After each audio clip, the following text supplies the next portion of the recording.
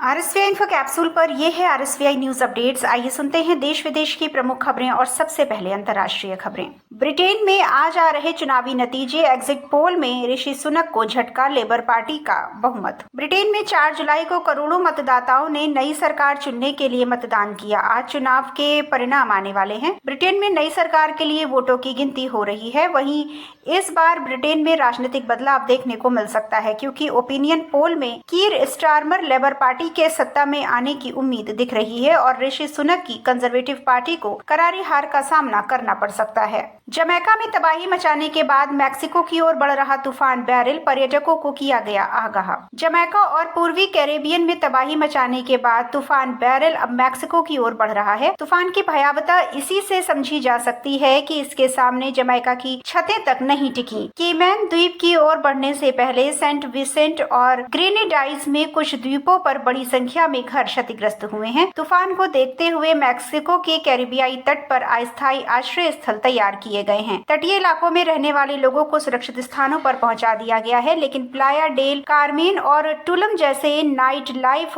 Hotspot में पर्यटक अभी भी मौजूद हैं। पुतिन बोले, जो बाइडेन बनेंगे अमेरिका के राष्ट्रपति। अमेरिका में हुई सार्वजनिक बहस में भले ही राष्ट्रपति जो बाइडेन पर पूर्व राष्ट्रपति डोनाल्ड ट्रंप भारी पड़े हों, लेकिन रूसी राष्ट्रपति व्लादिमीर पुतिन की प्राथमिकता बाइडेन को लेकर बनी हुई है। बाइडेन के राष्ट्रपति बने रहने को लेकर पुतिन पहले भी कई बार संभावना जता चुके हैं, जबकि बाइडेन उन्हें सार्वजनिक रूप से क्रेजी बता चुके हैं। रूस के दागिस्तान में नकाब पहनने पर लगा अस्थायी प्रतिबंध। आतंकी हमले के बाद लिया गया फैसला। रूस के दागिस्तान प्रांत में यहूदी पूजा स्थलों और रूढ़िवादी ईसाई चर्चों पर हुए आतंकी हमलों के बाद नकाब पहनने पर अस्थायी प्रतिबंध लगाने की घोषणा की गई है। टेलीग्राम पर दिए बयान में कहा गया कि जब तक आतंकी खतरे खत्म नहीं होते, नकाब पर प्रतिबंध रहेगा। आइए अब जुड़ते हैं भारत के साथ और सुनते हैं राष्ट्रीय खबरें। पहाड़ से मैदान तक भारी वर्षा का अलर्ट जारी। यूपी में आज जमकर बरसेगा मानसून। देश के कई हिस्सों में झमाझम बारिश के बाद धीमे पड़ गए मानसून ने फिर से जोर पकड़ लिया है। मौसम विभाग ने पहाड़ से लेकर मैदानी इलाकों तक भारी वर्षा की चेतावनी जारी की है।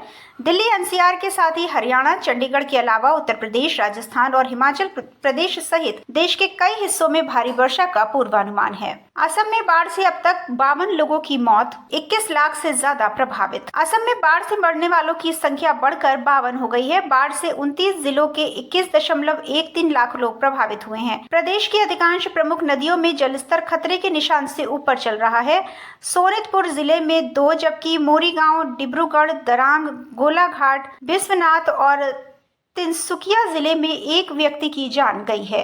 2025 में भारत रचेगा इतिहास। अंतरिक्ष और गहरे समुद्र में पहला मानव मिशन भेजने की तैयारी पूरी। केंद्रीय विज्ञान और प्रौद्योगिकी राज्य मंत्री जितेंद्र सिंह ने कहा कि भारत 2025 तक अंतरिक्ष और गहरे समुद्र में पहले मानव मिशन को भेजने के लिए तैयार है। भारत के मानव अंतरिक्ष मिशन गगनयान के लिए 4 यात्रियों को चुना गया है। इनमें वायुसेना के ग्रुप कैप्टन प्रशांत बालकृष्णन नायर, अजीत कृष्णन और अंगद प्रताप और विंग कमांडर शुभांशु शुक्ला शामिल हैं। रूस यूक्रेन युद्ध के बीच पुतिन से मिलेंगे प्रधानमंत्री नरेंद्र मोदी। प्रधानमंत्री नरेंद्र मोदी 8 से 10 जुलाई तक रूस और ऑस्ट्रिया की आधिकारिक यात्रा करेंगे। विदेश मंत्रालय की तरफ से ये जानकारी सामने आई है। विदेश मंत्रालय ने कहा कि रूस की अपनी यात्रा समाप्त करने के बाद मोदी ऑस्ट्रिया की यात्रा करेंगे, जो 41 सालों में किसी भारतीय प्रधानमंत्री की पहली यात्रा होगी। आइए अब जुड़ते हैं खेलों के साथ और सुनते हैं खेल जगत का ताजा हाल। 14,000 किलोमीटर का विश्व विजयी सफर। वर्ल्ड कप जीतने के बाद विशेष विमान से स्वदेश पहुंची भारतीय टीम। Bharat south Africa